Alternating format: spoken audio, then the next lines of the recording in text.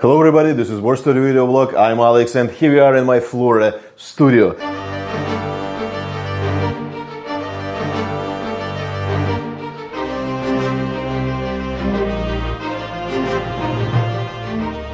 I want to show you items that I just brought back from Boston area, and in Boston area in Massachusetts I met a collector who contacted me through alexmp.com, my website, and he told me that he has collection of war souvenirs and he want me to get everything for consignment, and I'm gonna upload all these items to alexmp.com and you can see pictures and close views there. But let's take a look what I've got here. I just unpacked some uniforms and some helmets here, headgear, and this is very interesting collection actually. I want to start from maybe helmet. This helmet is double decal M35, and this double decal M35 has two decals actually, that is why it's double decal, and original liner inside. Original liner, aluminum made, 1938 dated. There is a stamp here. If you see items in person, if you have a chance to check it in your hands, you always can check here on this side the stamp on the aluminum ring, and there is a stamp with a year.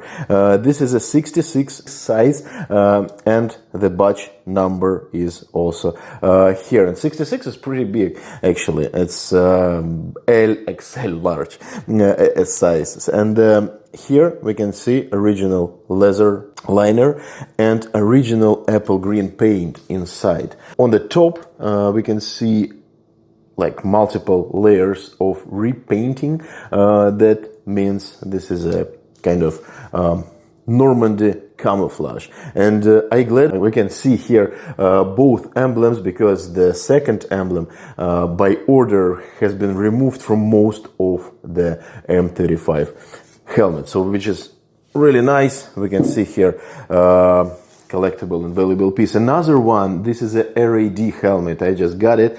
Also this is nice decal with swastika on RAD emblem on this eagle, so it's double decal M42, which is also very desirable, and this is very valuable item, and it's quite rare to have double decal M42, because most of M42s just have no decals. Liner here is not so good condition, but it's pretty easy to replace it because it's late one, and you can just find the pigskin liner and put it inside, because it's not too expensive, not that expensive like early liners. And also we can see here stamp ET, so that means this helmet, this particular one, most likely produced in second half of the 1942, which is also very interesting.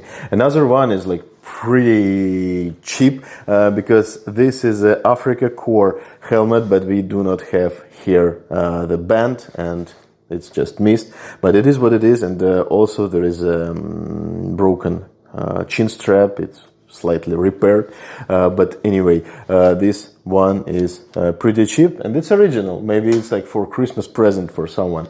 Another headgear item is very valuable and very interesting item. This is a Hitler Youth visor cap, and this Hitler Youth visor cap is original insignia with original enamel diamond, Hitler Youth diamond, and that's just in good condition with a piping, and that's nice one. And which is very important, it has not been banded too much, you know, because most of them has been banded in like duffel bags or somewhere, and it's hard get it on the back shape, in original shape. But this one is in original shape and hasn't been broken, you know what I mean.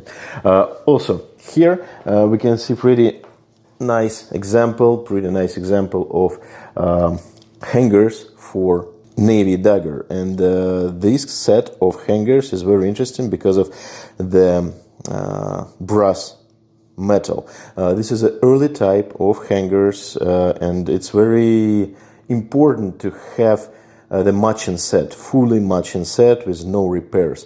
Only like small rings missed here, but everything is here and like no repairs, and gilding is also still here. And if you want to buy a hanger like that, always check the faces of the line and compare them, because most of the hangers on the market are mismatched sets, so it's easy to buy like for $100–150 just one strap, put it with another strap, and then dealers ask, or someone on eBay ask, like $600. But this one is in original condition, and this is original set, which is very important and pretty rare.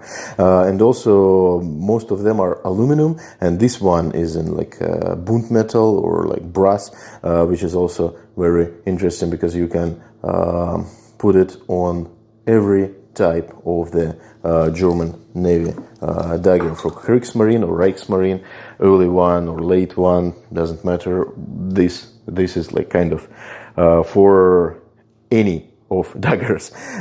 So here we can see also very interesting stuff. It's not from Massachusetts, but this is German U-boat binocular, and this one is in almost mint condition, the binocular itself, and the box for it is also original, but some parts missing here, or missing. We do not have here the strap, and this part is also broken, but the binocular was inside all the time, so this box preserved it very well. And it's interesting stuff, because this binocular that good, and British Navy after the war took all of them, took it as a trophy, and adopted in their Navy, in Royal Navy, after the war. This binocular has like autofocus. You cannot see here the special adjustment wheel, or how calls it, but this is an autofocus, super cool binocular. So the most important part here on the top of it is a rubber cover of the lenses, and you can see it's like two levels, 1 and 2, and it's all original, and like no cracks, no repairs, no everything. So this is very good. Also, by the way, the Zeltbahn is also nice, because this is a 1939 production Zeltbahn with aluminum buttons and with aluminum rings, with everything. It's also like signed, and you can see here maker mark and 1939, the year of production. Some books I also took there, because books are always interesting, and this is an Angola books, which is like super valuable and super nice source of knowledge, and you can just open it and check like which particular armband means what. You know what I mean? So it's very interesting. NSKK, NSFK, NSDAP, and SA, and 2 volumes of Hitler-Use, Hitler-Use stuff. You can see here like a daggers, headgear, shirts, t-shirts, and a bunch of pictures. It's very, very interesting and very important. And we also can see here, let me put some light on it, the collection of uniform. I also took it for consignment and gonna take pictures and upload it on alexmp.com. And this is a very nice Hitler Youth overcoat. Another one is just NSKK, and NSKK is also with an armband, and it looks good because the coat itself, it's like a full set of the uniform. You can just put it on the mannequin, and that's it. You just need something on his head, and it's completely ready to go. You know what I mean? For the like museum. And 2 more shorts. This one is Hitler-Use, and another one is Hitler-Use also. This one with the armband, with shoulder boards, some badges also here, and they're like pretty valuable. This one is in a gold one, and this is a shooting badge. This one is a sport, and one teeny we also can see here. Another one is a little bit less expensive, so cheaper, because that's only one cheap badge on top of it. Shirt is very interesting and original. Some pants we also see here, and two more pieces of uniforms. This one is a police unit with the police emblem on the sleeve, and also under the pocket we can see SS rooms, which is also very interesting. That's why I just put it here. This is a SS entry-level dagger, very nice blade, and this is 1938 production with like a late RZM item. I bought it in Pennsylvania in Allentown show. And another one is the last set. This is a army jacket with original eagle, with original everything, with original shoulder boards, and this is very interesting. I need to get more information about this particular unit, because this is a 17 regiment, and first company of this regiment was like a special honored, and they had green piping on their shoulder board. So I need to get more information about this, and also look at this pocket, because we can see here all types of badges we can put here. Maybe in next videos I can just show you better how you can how to say it, like put different types of badges on the jacket. So, and also this SA dagger, I also took it for consignment. This is a Kaufmann und Sonne, which means very interesting and very rare. So we also gonna upload it on alexmp.com with first pattern, very old and very interesting hanger on it. So, and the last item I want to show you is early type 9805 bayonet. This bayonet was in like two basic models, and this is the first model, and you can recognize it just looking on top of the handle. If you cannot see the special metal sheet here, this is a like fire guard. If you cannot see it here, that means it should be before 1915 production, and we can see here the stamp with the year. It's 15, so it's a very last year of the production of this model. Probably we can see it if autofocus came to us correctly. And this one is Zul production from Hanel, and Hanel also made SA daggers during World War II. And also look at the grip, this wooden grip, very recognizable color and recognizable tone. Recognizable, is it correct to say it like that?